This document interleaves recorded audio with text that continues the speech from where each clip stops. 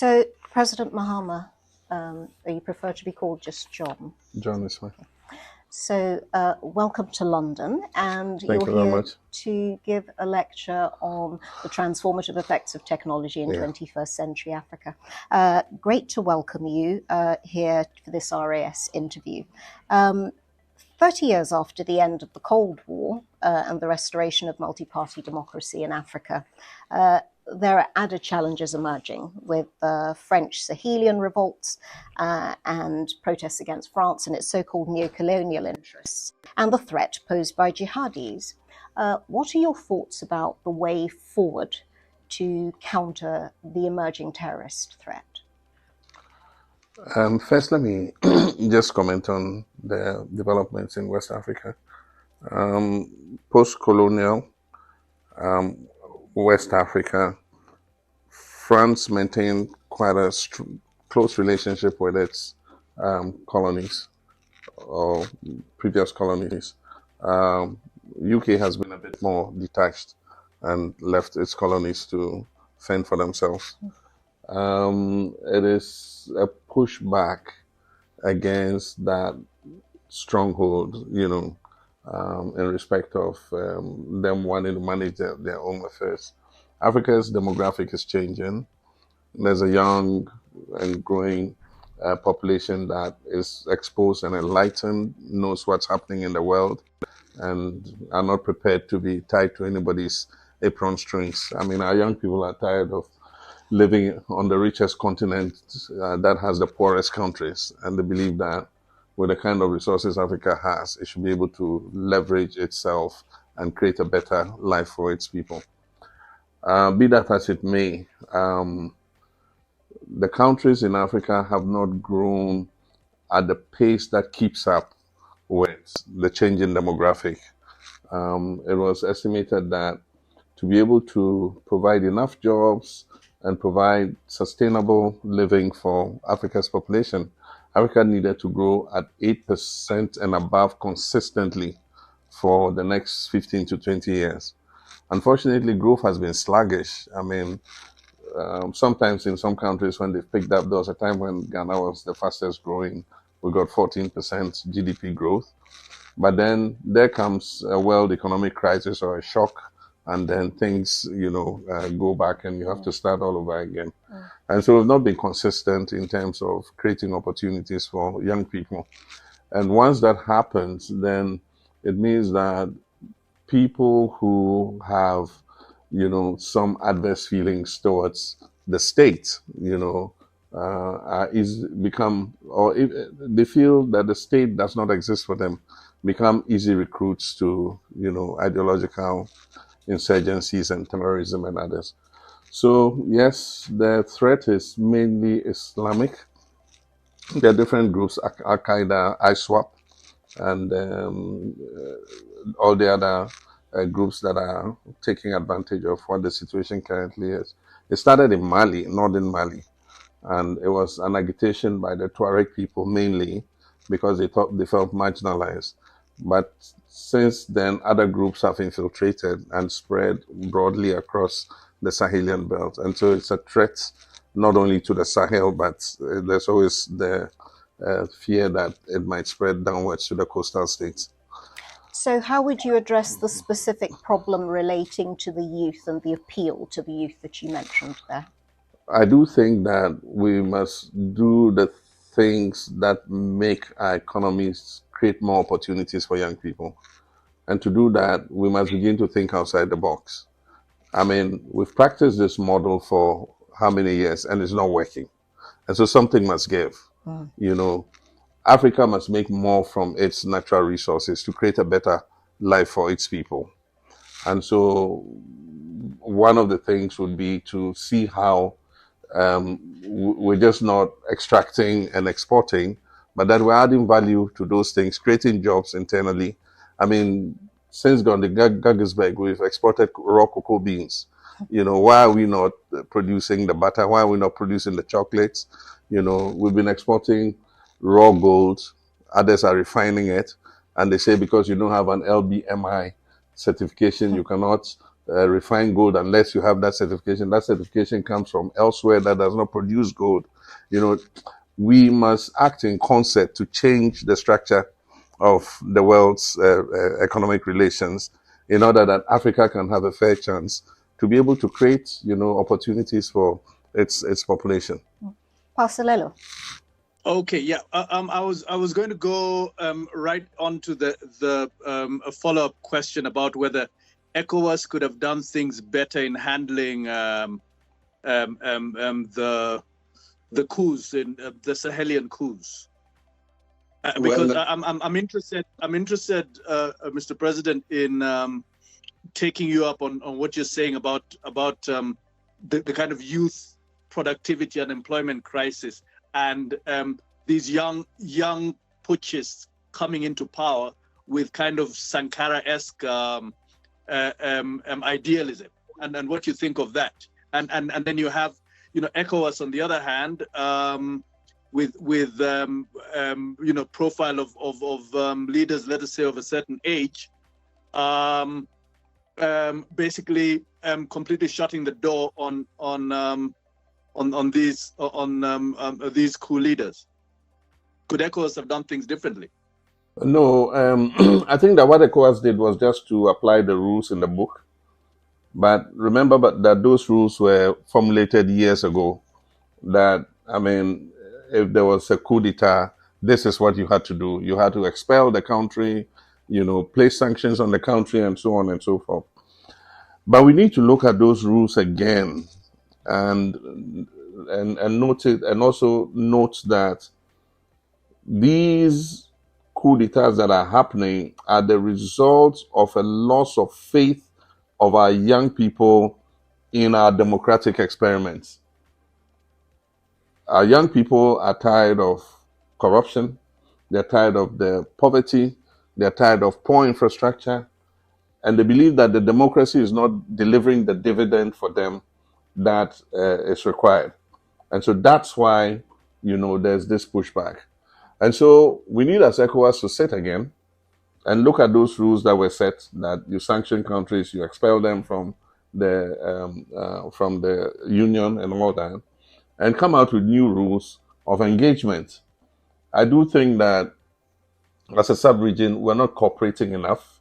We have all the ETLS and all the rules. ECOWAS trade liberalization says that if you have 60% local content, you can export goods freely into the neighboring country. It hasn't really worked that way. You have all kinds of, non-tariff barriers. You have transit fees charged by countries when they shouldn't. And so we're not leveraging the opportunities that this sub-regional cooperation should. And as long as we're not doing that, then we're not creating the momentum that can change people's lives. Every country is a silo in itself. And so I do think that we need to look at the whole ECOWAS project again. ECOWAS has been in existence since 1975. Indeed, it's the oldest, sub-regional cooperation bloc. And it was formed before the EU. But I think that the EU has gone far more in advance of ECOWAS in terms of really integrating our people. And so we need to sit and have second thoughts about the whole ECOWAS project and see how we can make it work, especially for the young people of West Africa. But happily, the sanctions have been lifted. I think that creates the beginning, a platform for some rapprochement to be able to take place. Yes, well, I'm glad you raised the question of economies, which obviously raises the important point of the cycle, or when the cycle Africa is. We've seen financial collapse of 2008, people suggesting that the economic cycles are getting shorter and shorter between boom and bust.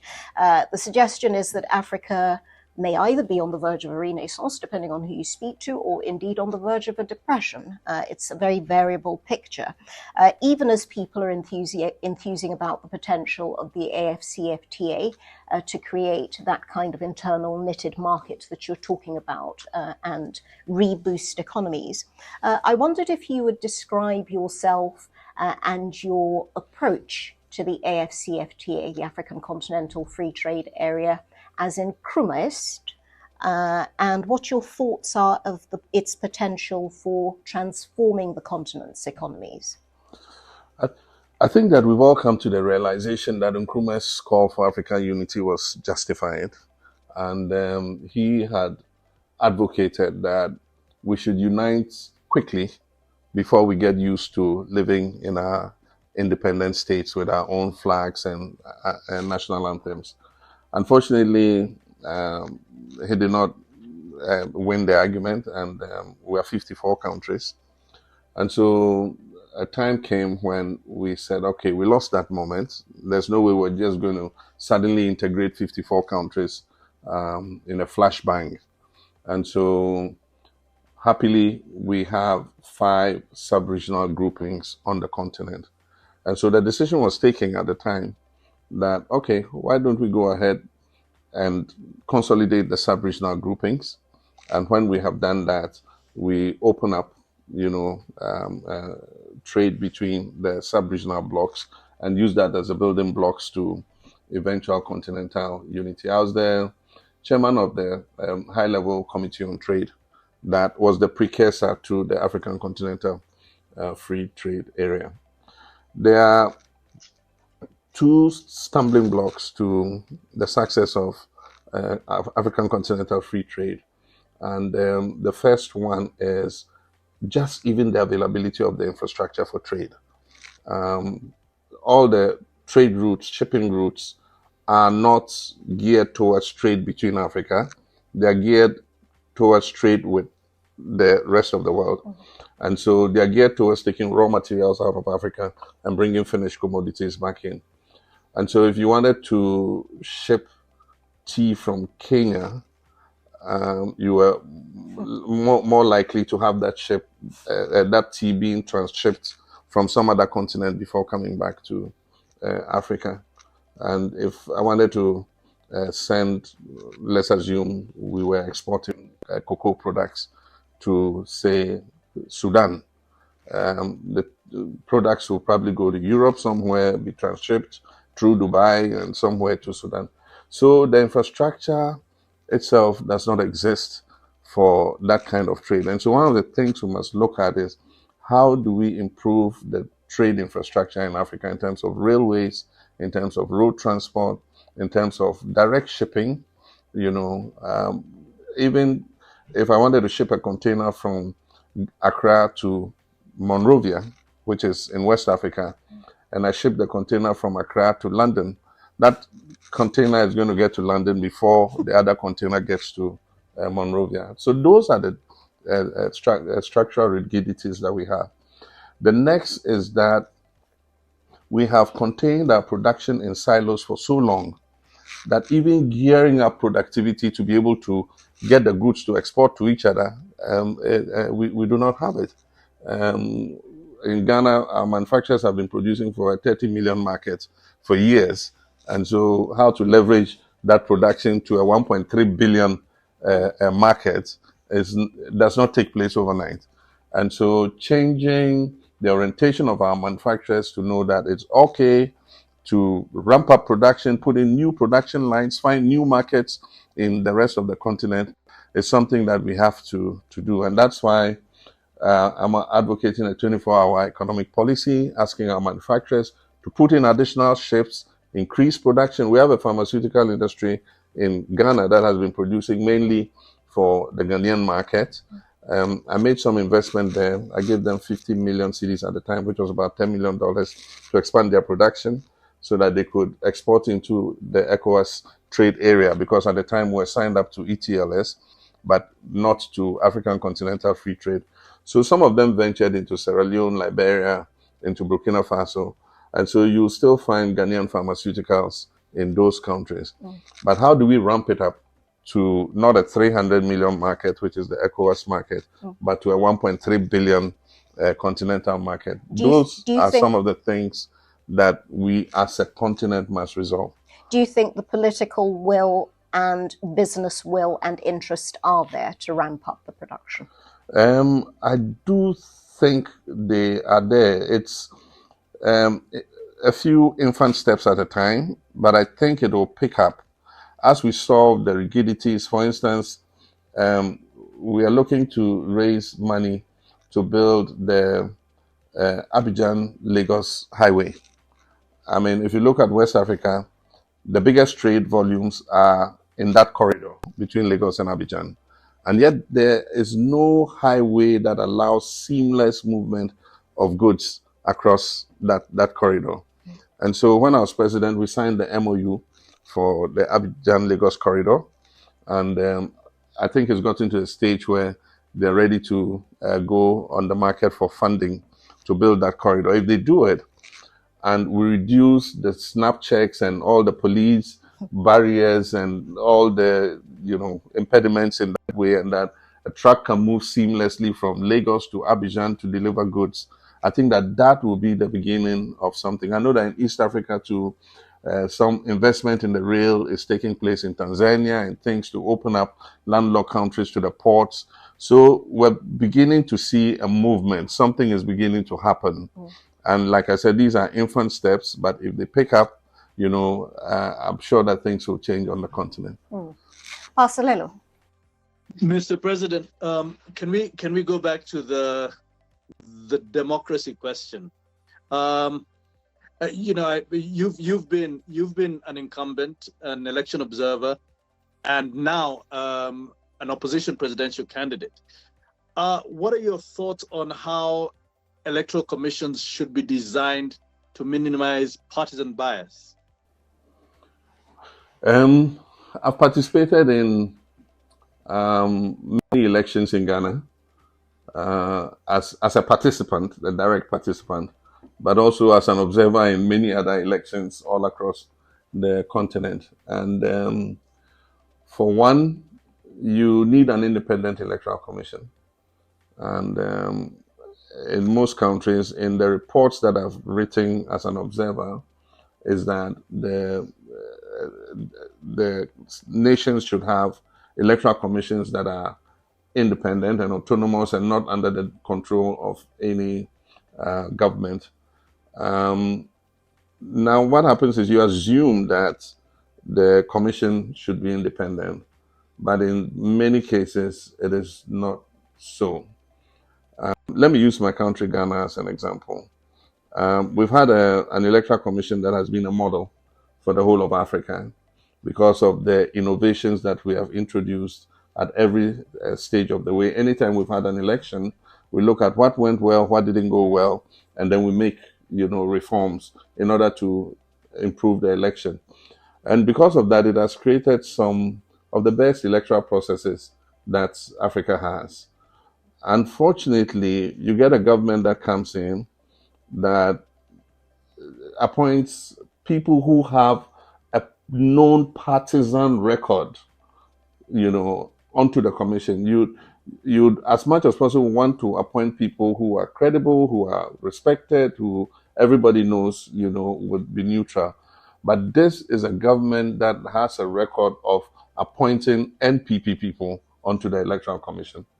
And indeed, I mean, sometimes it's forced out of their own mouths. One of the commissioners, said that our party is the biggest existential threat to democracy in Ghana. And he's a member of the commission, and we know that he was a patron of the NPP, a student movement on campus and all that. There's even another one who was part of the manifesto writing committee of, the NPP. So when you have people like that being appointed onto the commission, then you begin to wonder, should we change the mode of appointment of these people? Should the appointment be taken away from the president and given to some other independent body and all that kind of thing? So these are things that are beginning to bubble up. And I think that Ghana has the shock absorbers to be able to go through these processes and make the necessary reforms. In the last election, we went to court because the Electoral Commission, changed the results several times. The declared results were announced differently several times. And aside from that, there were some incidents that happened, after we had all signed off on the printing of ballot papers. I mean, somebody just goes back one of our agents to a printing house, and millions of ballot papers have been printed. Those ballot papers ended up in unauthorized hands, and we know that a lot of ballot stuffing was done. Many of the places where they couldn't stuff the ballots and didn't want the evidence to remain, they went and chucked them away in some bush, and we found pre-printed ballot. I mean, people were arrested with ballot papers. We handed them over to the police. Today, there's been no prosecution. 8 people were gunned down in the election. I mean, it's a very complicated process, and it needs a lot of stakeholder engagement. It needs level-headedness, to be able to encourage the EC to do its work, so that, we all are satisfied with the integrity of the election. Recently, there was an announcement of recruitment of returning officers, and the information we have is that ministers and DCs and others were asked to write the names of party apparatchiki and present them so that they would be appointed as the returning officers. Are these people going to be neutral? These are all questions that creates a problem for democracy in our countries. No, Mr. President, since the return of multi-party rule, 1992 for Ghana, I believe, for Kenya as well, and several other countries on the continent.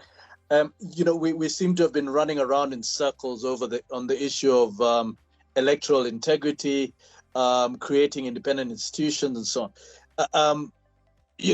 Can we continue to say that this is merely a question of kind of slow-moving evolution of our own kind of democratic systems, or is there something else going on? Because across this continent now, the people are losing faith in elections. They know they're very familiar with the Stalinist saying that it's not so much the vote that counts, but the people who count the votes.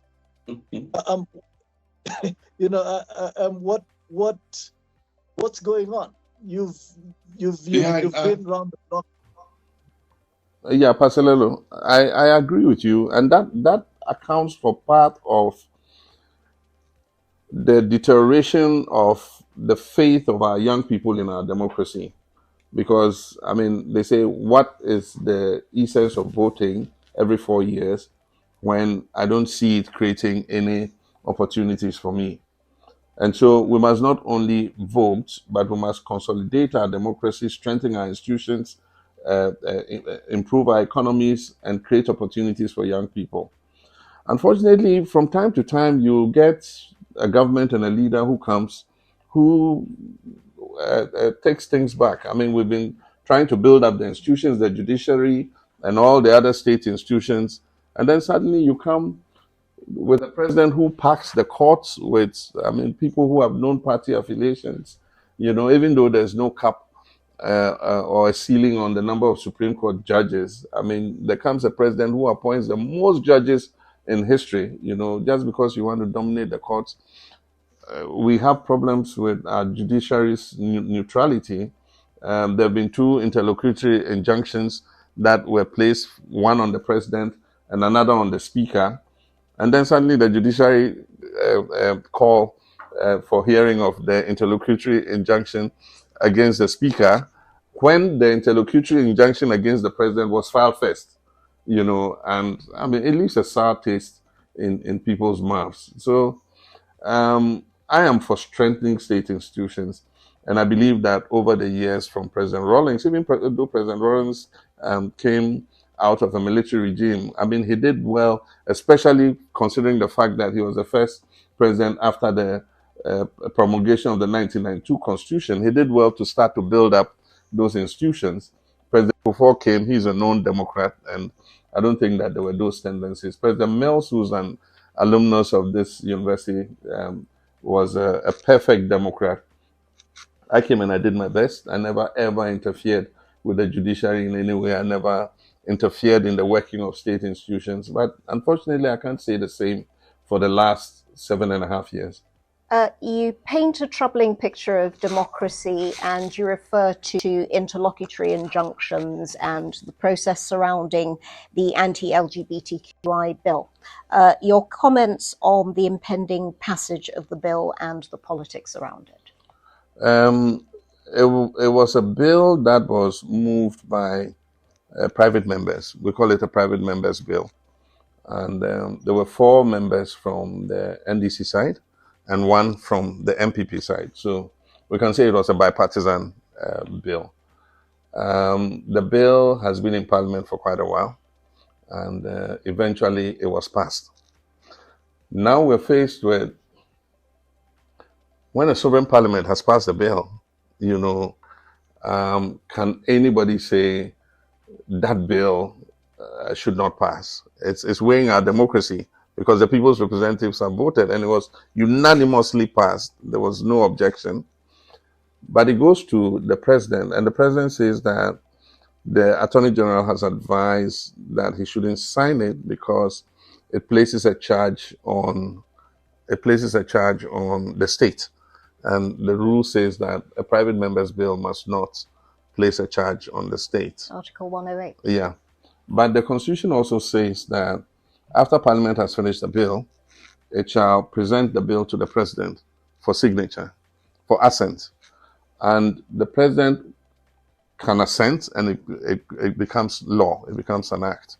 Or the President can dissent and return the bill within 7 days with stated reasons why he thinks that there's a problem with the bill, or alternatively, he can refer it to the Council of State for advice. Now, what has created this situation is the president says, I won't sign it because some individual has gone to the Supreme Court to put an injunction on the president not to sign it. And I believe that that's not constitutional. The constitutional process must go through, because that is the absurdity that is happening. And so somebody also goes and sues the speaker and says that I have a problem with the process of approving these ministers, so you cannot pass them. And so if we left it for any individual to go to the court and pass an interlocutory injunction, and because of that, constitutional bodies are not carrying out their duties, we'll end up in absurdity, which is what we are in currently. And so there's an impasse between the two bodies, and we wait to see how it will be broken. The suggestion by the likes of Martin Bibu is that the legal procedure is perfectly within order. Yeah, he's a lawyer, well respected. But the point I'm making is, if we don't let the constitutional processes play out, then it's going to create a problem for our democracy. Because if any person who has a constitutional duty to perform says that I won't perform it because some citizen has gone to file a process in the court, you can guess the kind of confusion it will cause. Our great thanks to Your Excellency John Mahama for those insights and for taking the time to share your insights with us into democracy, geopolitics, and the current democratic climate, indeed, in Ghana and Africa generally. Thank you very much. Thank you, Nana Yaa, and thank you, Parselelo. Many thanks, Mr. President. I wish we had more time because I was dying to get your thoughts on a whole bunch of things on foreign policy and debt. But maybe we'll arrange for another time. Yeah, let's do that. Thank you very much. Thank you.